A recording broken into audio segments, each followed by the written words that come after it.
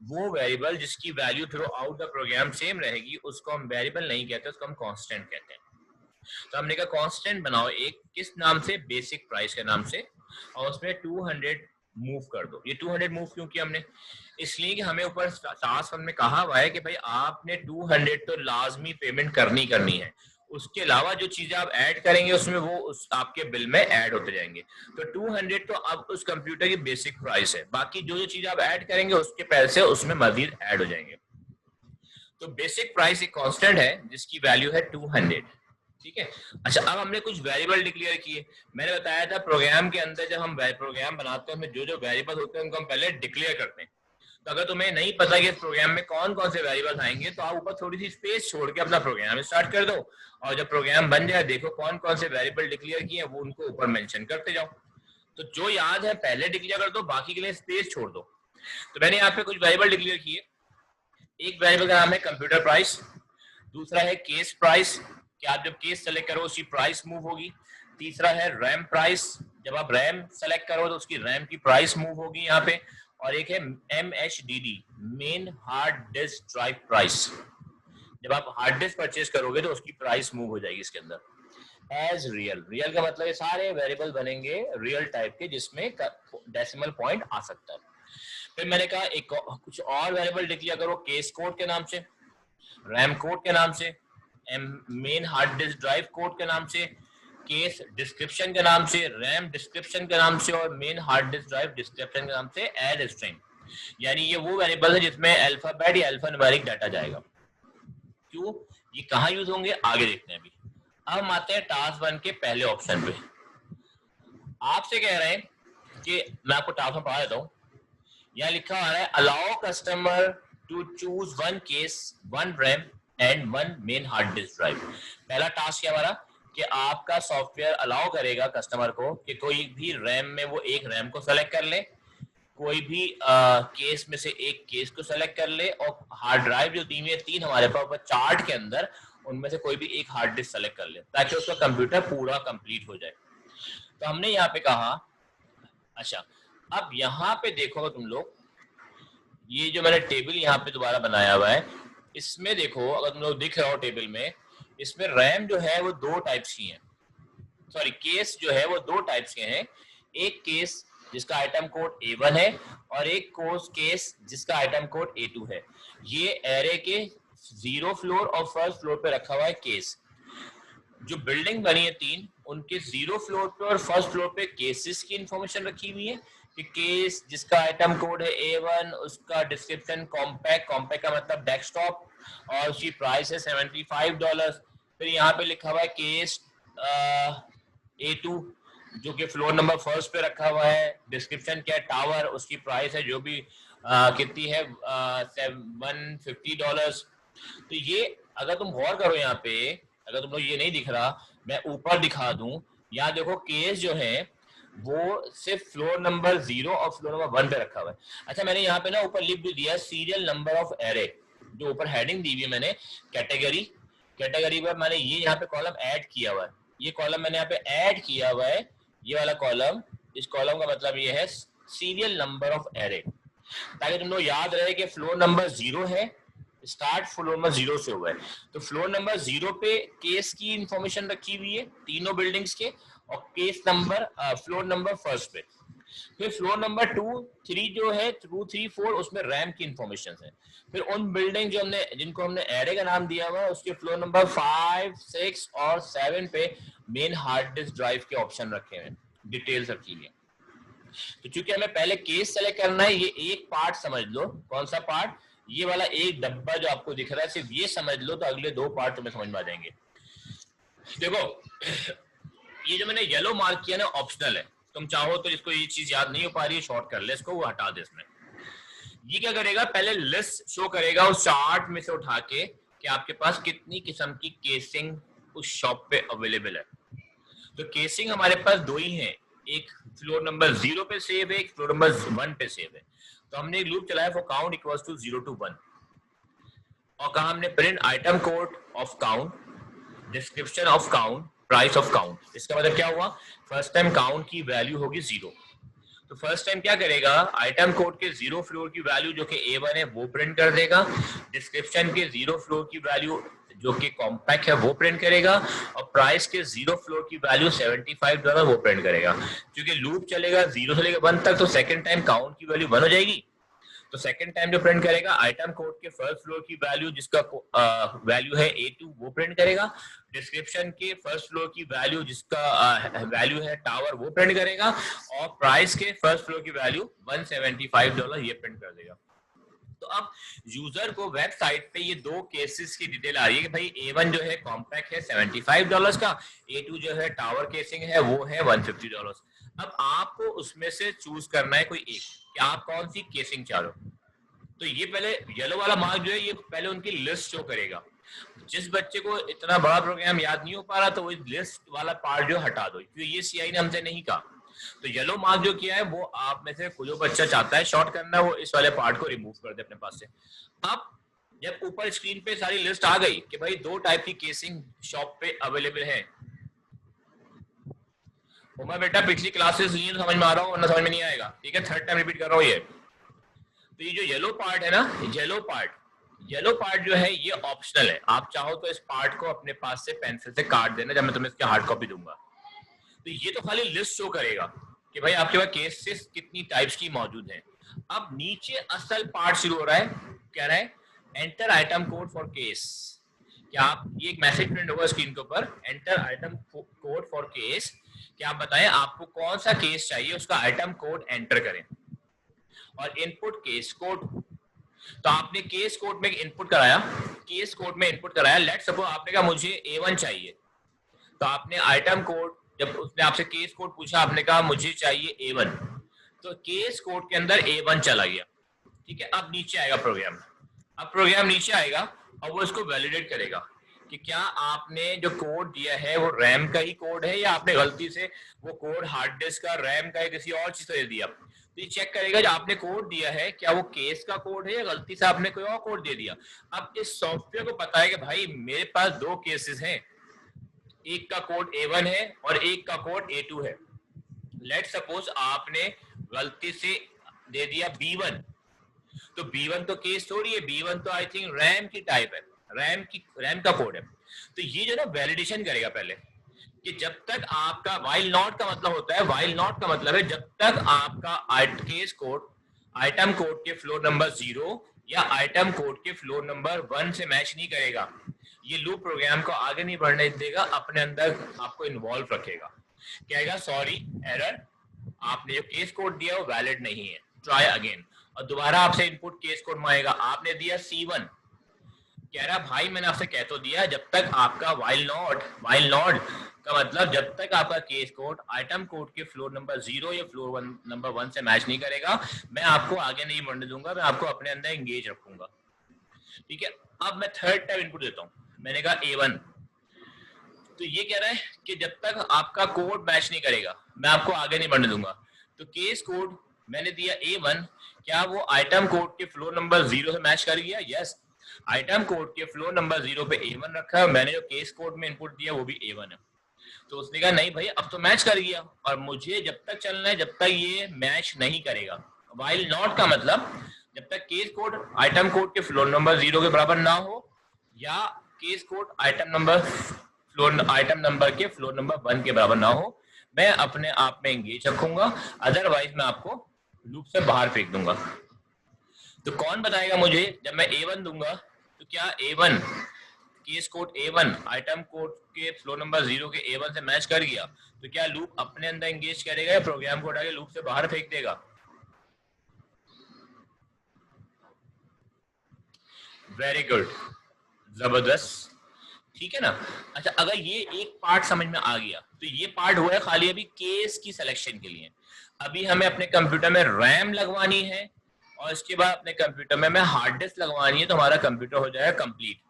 उसके बाद फिर हमें एडिशनल चीजें में ऐड करवानी है, वो आपकी मर्जी है, वो आपसे सॉफ्टवेयर पूछेगा कि क्या आपको एडिशनल कुछ पार्ट्स लगवाने, ठीक है। तो अब मैं अगला पार्ट दिखा रहा हूं, अगले पार्ट में सेम प्रोग्राम चलेगा बट वो बात करेगा अब आपसे रैम की।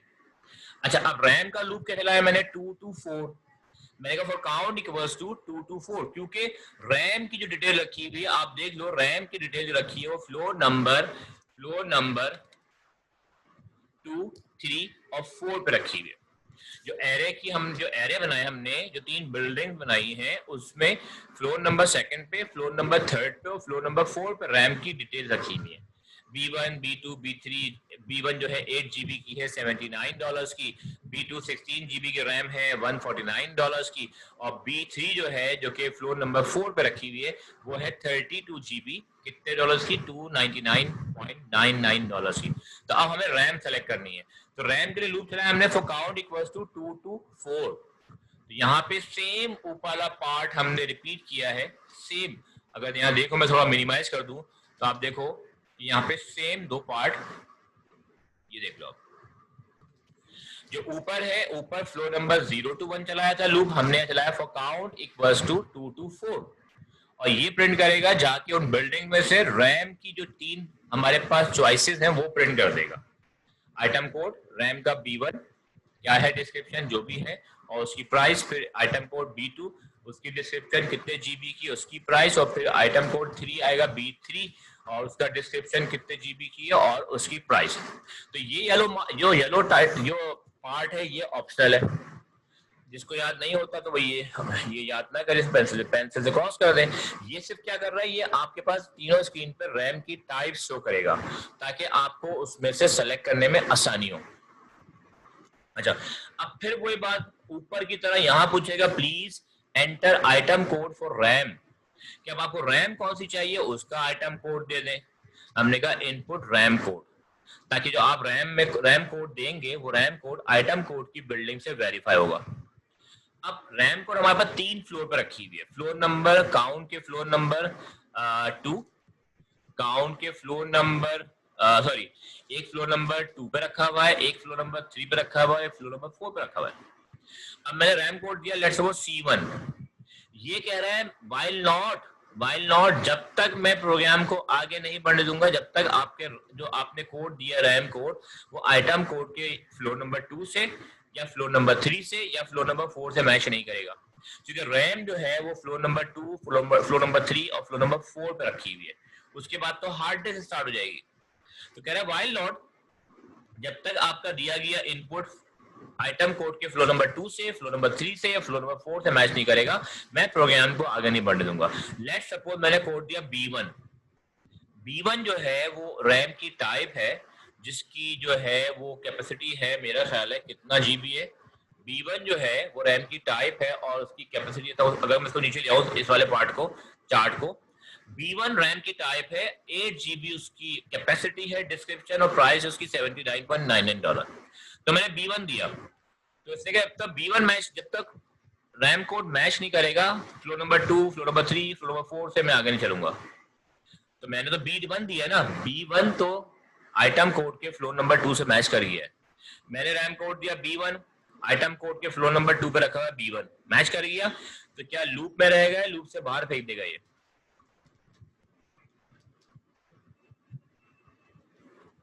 कोई रिस्पॉन्स चाहिए बेटा, रिवीजन हो रहा है, ये फर्स्ट टाइम नहीं पढ़ा रहा। लूप में रखेगा, लूप से बाहर फेंक देगा अगर मेरा आइटम कोड मैच कर जाएगा।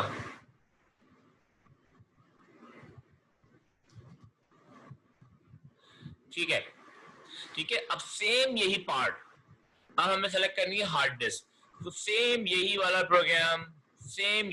प्रोग्राम थर्ड टाइम रिपीट होने जा रहा है। उमर समझो उसको, थर्ड टाइम वही प्रोग्राम रिपीट हो रहा है मगर मेन हार्ड डिस्क ड्राइव के लिए, क्योंकि आपने ये बात याद रखना, आपको मेन कंप्यूटर के अंदर 3 चीजें कंपलसरी लगवानी होती हैं, एक केसिंग, एक उसके अंदर रैम के बगैर कंप्यूटर नहीं चलता, और एक उसके अंदर आपने लगवानी है उसकी hard drive, main hard drive.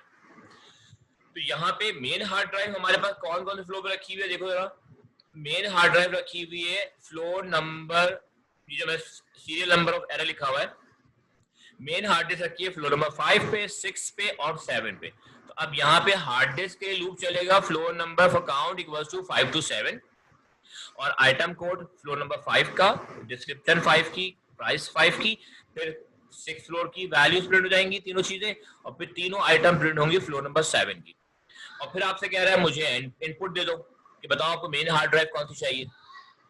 Main hard drive के लिए वो फ्लोर नंबर 5, आप जो मेन MHDD कोड दोगे, मेन हार्ड डिस्क ड्राइव का इनपुट ले रहा है आपसे, जो कोड दोगे वो आइटम कोड के फ्लोर नंबर 5 से मैच होगा, फ्लोर नंबर 6 से मैच होगा और फ्लोर नंबर 7 से मैच होगा। तो 3 फ्लोर पे मेन हार्ड डिस्क ड्राइव की इंफॉर्मेशन रखी हुई है। जब तक वो मैच नहीं करेगा ये प्रोग्राम लूप के अंदर एंगेज रहेगा, जब मैच कर जाएगा तो आपको बाहर फेंक देगा। लेट सपोज आपने मेन हार्ड ड्राइव सेलेक्ट की, कौन सी कोड दिया आपने, आइटम कोड दिया C1। C1 का मतलब है फ्लोर नंबर 5 पे C1 रखा हुआ है, 1 टेराबाइट की हार्ड डिस्क सेलेक्ट की आपने $49.99 की। तो चूंकि आपकी हार्ड ड्राइव का कोड जो आपने कहा, कोड मेन हार्ड ड्राइव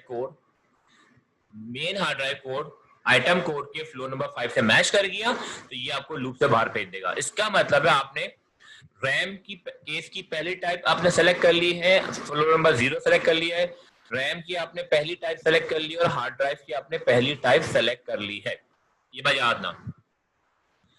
अब टास्क 1 के अंदर दूसरा पार्ट क्या है कि जब आपने हार्ड ड्राइव सेलेक्ट कर दी, जब आपने वो सेलेक्ट कर दी केस कौन सा चाहिए और आपने सेलेक्ट कर दिया क्या कि आपको रैम कौन सी चाहिए, तो अब आपका जो बेसिक प्राइस थी कंप्यूटर की $200, उसमें इन 3 आइटम्स की प्राइस प्लस होगी। तो हमने यहाँ पे लूप चलाया 0 to 7, क्योंकि केस, रैम और हार्ड डिस्क जो थी ये फ्लोर नंबर 0 to 7 में स्टोर हुई हुई है।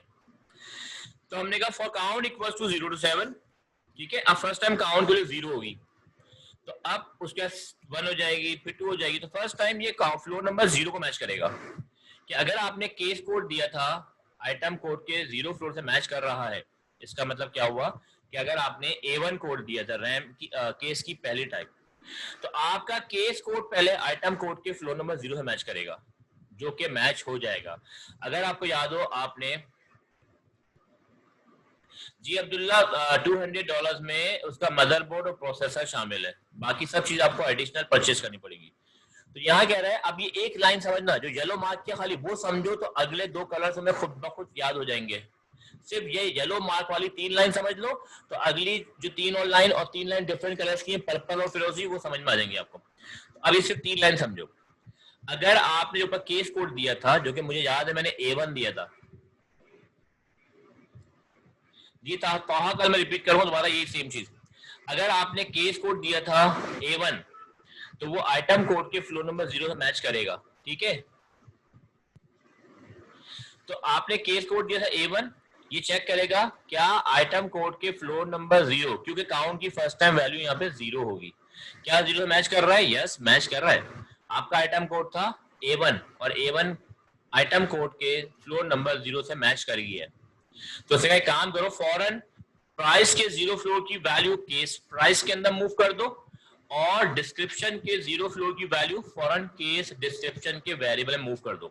तो इसका मतलब क्या हुआ, केस कोड में A1 रखा हुआ है, केस प्राइस के अंदर $75 मूव हो चुका है और केस डिस्क्रिप्शन के अंदर कॉम्पैक्ट मूव हो चुका है और उसके एंड इफ कर देगा।